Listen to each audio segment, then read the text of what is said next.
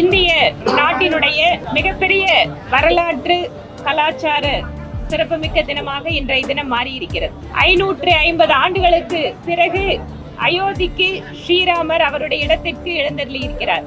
இந்த நிகழ்விற்காக எத்தனை லட்சம் பேர் போராடி இருக்கிறார்கள், எத்தனை லட்சம் பேர் தங்களுடைய உயிரை தியாகம் செய்திருக்கிறார்கள்.